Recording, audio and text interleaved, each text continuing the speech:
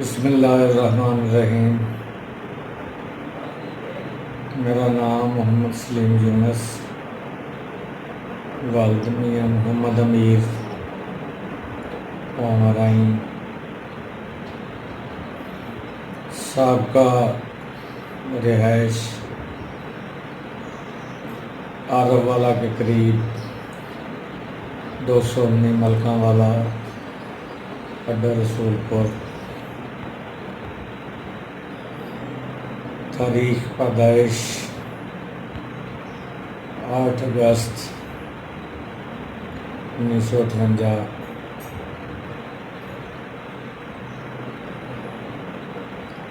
میں چھوٹی سی عمر میں تھا جو میرے بزرگ، میرے والدین، باقی فیملی کے افراد وہاڑی منتقل ہو گئے۔ وہاڑی کے نزدیک ہی حاصل پر روڈ سے بھی جا سکتے ہیں، برے والا روڈ سے بھی جا سکتے ہیں، اڈا پکی موڑ برے والا روڈ سے اور حاصل پر روڈ سے 27 اڈا 31 WB گاؤں کا نمبر۔ بیسیکلی ہم کاشتکار، میرے ابا و اجداد کاشتکاری کرتے۔ ادھر انہوں نے زمین اپنی خریدی، کچھ زمین ٹھیکے پر لے لی۔ ایک بڑا نام بزرگوں کا، بڑا زمیندارہ، سوسائٹی میں مقام، ساتھ ساتھ شہر میں ایک عورت جالندر کے نام سے، شیر محمد فتح محمد جالندری اس نام سے۔ تو ابتدائی تعلیم جو ہے وہ اپنے گاؤں کے ہی ایک عالم دین، اس وقت اس مسجد کے امام نذیر احمد صاحب، اللہ تعالیٰ نے لمبی عمر عطا فرمائے، وہ پاک پتن سے ان کا تعلق ہے، اور پاک پتن کے شہر کے علاوہ بھی ان کا گاؤں ہے 38 میں، 2 جگہ پر ان کی رہائش ہے۔ کبھی بھی یہ آتا ہے، بہت شفیق انسان تھے، بہت علم والے انسان۔ تو ابتدائی تعلیم دینی کے علاوہ، دینی تعلیم تو ایسا تک کہ صرف ناظرہ قرآن سے پڑھا۔ اس وقت مسجدوں میں مکتب سکیم سکول ہوا کرتے تھے، تیسری کلاس تک ان سے وہ حاصل کی تعلیم دنیاوی۔ اس کے بعد ساتھ ہی گاؤں ہے، چک نمبر 567 EB، امر سلیاں والا کا نام سے مشہور۔ ادھر پرائمری اسکول تھا۔ 3 کلاسوں کے بعد میرے بزرگوں نے فیصلہ کیا کہ آگے پڑھنے کے لیے اسے 567 والے اسکول میں داخل کرا دیں۔ تو میرے دادا جان مجھے ساتھ لے کر گئے۔ اسکول والوں نے پہلے تو یہ بات کی کہ جو آپ نے پہلے وہ تعلیم لے رکھی ہے نا، تعلیم تو وہ دیتے ہیں لیکن ان کی کوئی سند نہیں ہے کوئی، تو لہٰذا وہ 3 کلاس سے آپ کو دوبارہ 1 سے شروع ہونا پڑے گا۔ اگلی بات انہوں نے پتہ نہیں کیا بہانہ اور بنایا، داخلہ نہیں ہو سکتا جی۔ میرے دادا جان نے بڑا کہا، لیکن وہ جو انچارج تھے، بشیر احمد صاحب نام تھا ان کا، ساتھ والے گاؤں کے تھے، لیکن وہ دوسرے لفظوں میں کہ وہ بدتمیزی پر ہوتا رہا ہے، لے جاؤ بابا اپنا بچہ، نہیں ہوگا داخل، جاؤ جو ہوتا کر لو۔ تو میرے والد صاحب کے ٹیچر تھے، सलीमी साहब, अब्दुल हमीद सलीमी, वो प्रमोट हुए, वो ऑफिसर्स रैंक में चले गए इंतज़ामिया अमूर के। मेरे वाल साहब को पता चला, मैं गुस्सा भी आया भी टीचर ने ये बदतमीज़ी क्यों की, दाखिला करता ना करता वो अलग बात। उन्होंने अपने उस्ताद से, वाल साहब ने बात की, उन्होंने कहा कोई मसला नहीं, हल कर लेते हैं। क्योंकि इंतज़ामिया अमूर के थे तो उन्होंने एक अपना उधर का विज़िट रख लिया बग़ैर इतला दिए, स्कूल पहुँच गए। वो ज़रा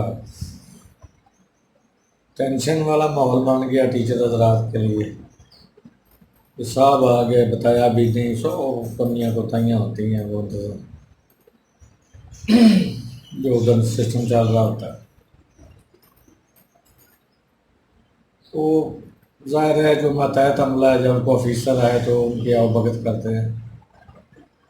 लड़कों को हुक्म हुआ जाओ फलां को पानी ले आओ, को चाय ले आओ, को फलां को, उन्होंने मैंने कुछ नहीं करना, रजिस्टर वगैरह दिखाएं, दाखिल खारिज के, को दाखिला कितना है, खारिज कितने हुए। मुझे एक इतला भी मिली है, कंप्लेन भी है कि कोई बच्चा दाखिल होने के लिए एक बुज़ुर्ग लाए थे दाखिल कराने के लिए, तो आपने 2 लफ्ज़ इस्तेमाल किए, जाओ भाग जाओ, कोई दाखिला नहीं है। क्या वजह है, मुझे लिख कर दो किस वजह से वो दाखिला नहीं हो सकता। ओ जी सॉरी जी, ओ जी वो, उन्होंने आपका तो नाम नहीं लिया। मैंने ये नहीं कहा कि नाम लिया या नहीं लिया, दाखिले के लिए कोई रेफरेंस ज़रूरी नहीं होता, ये हर एक का हक होता है तो इल्म हासिल करे। तो आप सिर्फ ये बताएं, लिख कर दें कि वो वजह क्या थी जिससे दाखिला नहीं हो सकता, पता तो चले ना, मुझे भी पता चले। मिन्नत समाजत के बाद उसने जान छुड़वाई, मेरा दाखिला हो गया, लेकिन हुआ फिर पहली से 5वीं तक पहुँचते तक वो मिडल हो गया, मिडल भी उधर ही किया। उसके बाद बिहारी शहर में मॉडल हाई स्कूल है, उधर दाखिला ले लिया, मैट्रिक किया सन 76 में, 1976 में। आगे तालीमी सिलसिला जारी ना रह सका, उसमें बहुत से अवामल हैं। बहरहाल बचपन भी बहुत यादगार है, बहुत एक ज़बरदस्त किस्म का माहौल हुआ करता था, गांव का भी, शहर भी पुरअमन थे, खलूस व मोहब्बत हर जगह पर था। लेकिन गाँव का, पंजाब की वो अपनी रवायात थी जो बहुत, क्या कहते हैं कि बहुत ज़बरदस्त रवायात थी, अब वो ढूंढने से नहीं मिलती। हर एक छोटा अपने से बड़े का एहतराम करता था। हमारे लिए भी घर की दरसगाह से यही मिला कि बड़ों की इज्जत करो। माहौल ये था कि कहीं बैठे हैं, जिस हालत में बैठे हैं, कोई बड़ा आया अपने से, उठ के खड़े हो गए हैं और उन्हें सलाम किया, उन्हें जगह बैठने के लिए। जब तक वो बैठते नहीं थे बड़े, उस वक्त तक हम भी खड़े रहते थे। हम कहीं जा रहे हैं, किसी भी बड़े ने, ये कोई ज़रूरी नहीं है कि जिस खानदान में मैं पैदा हुआ उनमें बड़े हूँ, नहीं, जो भी उधर बैठे हैं, जो इतने घराने हैं, उन सब के बड़ों में से किसी ने भी आवाज़ दी है जाते हुए को, तो सब काम छोड़कर हाजिर हो गए, मैं जी जनाब हुक्म करो, भाई कहाँ जा रहे हो, को काम शाम तो नहीं जा रहे? हाँ नहीं जी कुछ नहीं, बस आप बताएं, हुक्म करें, आपने क्या कहना। अपना छोड़कर उनका हुक्म बजा लाते थे। छोटी छोटी खेलें हुआ करती थी, कोई वांजू खेल लिया, कोई कबड्डी खेल ली, कोई कुश्ती कर ली, कोई चाटेबा खेल लिया, कोई बंदर किला खेल लिया, कोई वो बहुत सी अजीब अजीब सी और बड़ी मज़ेदार किस्म की वो गेम्स हुआ करती थी। बहुत प्यारी रवायतें थी। अगर किसी गांव का कोई दामाद है, किसी घर का एक का ज़ाहिर दामाद होगा, लेकिन उसे अहमियत पूरा गांव ही ऐसे देता था कि जैसे वो उनका दामाद है। बेटी सबकी बेटी, बेटे सबके बेटे, कोई कहीं को शरारत कर रहा है, कोई गलत काम कर रहा है, कोई भी बुजुर्ग दूसरे फैमिली का गुजर रहा है, उसने यह नहीं देखना ये किसका है, اس نے اسے سمجھانا ہے، اگر اسے سمجھ نہیں آئے پھر دوسرے طریقے سے سمجھانا ہے۔ بہرحال بہت ہر خوشی میں ہر غم میں ایک ہاتھ کی انگلیاں ایک جسم کے حصے، ایک حصے کو تکلیف ہے تو سب کچھ تکلیف۔ خود ایک ماحول اس قسم کا تھا کہ کسی نے کو کھانا بنایا وہ دوسرے کو بلائے گا، چیک کروائے گا، گھر میں بھیجے گا، اپنے گھر میں بٹھا کے کھلا دے گا۔ کوئی ایسی کوئی چیز نہیں تھی جو یہ ثابت کرے کہ کوئی بیگانگی ہے، ایک دوسرے سے کوئی آوازار ہے۔ الحمدللہ بالکل ایک فیملی کے افراد کی طرح رہتے تھے۔ جوانی میں بھی میرا یہ ایک دستور رہا ہے، خود کا جتنا بھی نقصان ہو جائے دوسرے کا فائدہ کرنا۔ کوئی بیمار ہو گیا، میرے حصے میں یہ بہت زیادہ مریض آئے ہیں، جوانی سے لے کر بڑھاپے تک ہر جگہ پر ہر شعبے میں تعلق ہے، جس کا کوئی کسی قسم کا بھی کام ہے وہ کر دیا جاتا تھا، چاہے پلے سے پیسے خرچ کرنے پڑے۔ کوئی مریض ہے وہ ڈاکٹر سے بھی کہنا ہے، سفارش کرنی ہے، اسے داخل بھی کروانا ہے، اسے کھانا بھی دینا ہے، اسے میڈیسن بھی دینی ہے۔ اس کے پاس پیسے نہیں ہیں تو کوئی مسئلہ نہیں، خود ادا کر دینے ہیں۔ بلڈ اگر کوئی مریض جو جس قسم کا بھی ہوا کرتا تھا، پہلی آفر یہ ہوتی ہے ہاں بھی آپ کو کوئی بلڈ کی ضرورت نہیں ہے، اگر انہیں ہے تو سب سے پہلے خود کو پیش کرنا ہوتا ہے۔ میں نے اپنی زندگی میں تقریباً 32 بوتلیں خون دیا، اتنا خون دیا ہے کہ ہر لیبارٹری والے کو جو قریب تھیں انہیں زبانی میرا گروپ یاد ہوا کرتا تھا، میرا نام بھی، یہ بھی انہیں پتہ ہوتا تھا کہ کب میں نے دیا ہے، کیا وہ 3 ماہ کے اندر پھر دوبارہ دے رہا ہوں یا ٹائم پورا ہونے کے بعد دے رہا ہوں۔ انہیں زیادہ فکر ہوا کرتی تھی، کبھی کوئی وائلیشن ہوتی تھی تو کہتے یار خدا کا خوف کر، وہ دوسرا تو بچے گا یا نہ بچے گا، اپنی صحت کیوں خراب کرتا ہے، فلاں وقت آپ نے دیا ابھی ٹائم پورا نہیں ہوا، اس قسم کی صورتحال۔ الحمدللہ اب بڑھاپے میں ہوں، جو بچپن کے دوست ہیں جو ابھی دنیا میں ہیں وہ تو اللہ پاک سے لے گئے، جو ہیں اور ملتے رہیں اور ملتے ہیں الحمدللہ، وہ ایسے ہی ہے کہ جیسے آج ہی ہمارا کوئی جو اسلام ہوا ہے، نئی دوستی ہے، نئی دوستی کا ذرا اور ماحول ہوتا ہے، تو ایسے ہی ہم ملتے ہیں، ایسے ہی فون پر رابطے ہیں، ایسے ہی سب کچھ۔ آپ بھی جہاں بھی بیٹھے ہوں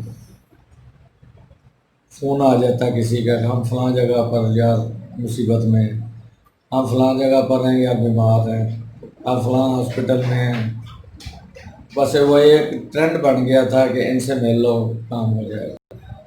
الحمدللہ اس بات پر فخر ہے کہ چلو کسی کا کوئی بھلا کیا، کو کوشش کی ہے کہ چلو کسی کا کام ہے۔ وہ کاشتکاری آہستہ آہستہ بڑھتی بیسیکل وہ ذمہ داری میں شامل ہو گئی۔ ہمارے پاس زمین، میرے والد صاحب نے زمیندارہ شروع کیا تو وہ تقریباً 40 مربے تک کاشتکاری پہنچ گئی تھی، وہ سبھی زمین ہم ٹھیکے پر لیا کرتے تھے۔ سن 1984 میں میری شادی ہو گئی، شادی بھی اپنے کلوز فیملی میں ہوئی، پھوپھی کے گھر ہوئی۔ میری بیوی بعد میں بنی، پہلے پھوپھی ذات تھی۔ اللہ تعالیٰ نے مجھے اولاد عطا فرمائی، ایک بیٹی بڑی، پہلے اللہ نے یہ رحمت کی شکل میں بیٹی عطا کی، اس کے بعد بیٹا دیا، اس کے بعد پھر بیٹا دیا۔ 2 بچے میرے جو ہیں وہ اللہ کے پاس جا چکے، ایک بیٹا ایک بیٹی۔ جو میرے پاس اولاد اللہ تعالیٰ نے ابھی تک میرے پاس رکھی ہے، وہ الحمدللہ دینی دنیاوی دونوں علوم سے پیدا ہوا۔ بیٹی نے قرآن پاک ناظرہ پڑھا ہے، بی ایڈ تعلیمی قابلیت ہے۔ بڑا بیٹا اس نے BSc انجینئرنگ بہاؤالدین زکریا یونیورسٹی ملتان سے کی۔ اس سے چھوٹا بیٹا بڑے بیٹے نے وہ بلڈنگ انجینئرنگ میں وہ BSc کی، آرکیٹیکچر انجینئرنگ۔ چھوٹے نے UT ٹیکسلا کے تحت چکوال کیمپس سے میکاٹرونکس میں BSc انجینئرنگ کی۔ اس کے بعد دونوں بھائی، میرے دونوں بیٹے ہائر ایجوکیشن کے لیے چائنا چلے گئے۔ بڑے نے اسٹرکچر میں ماسٹر کیا، چھوٹے نے میکینیکل میں ماسٹر کیا۔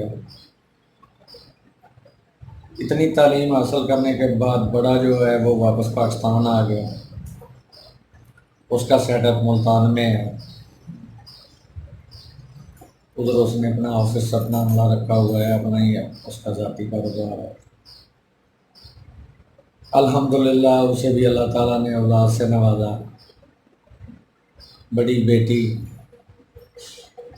اس کے بعد 2 بیٹے۔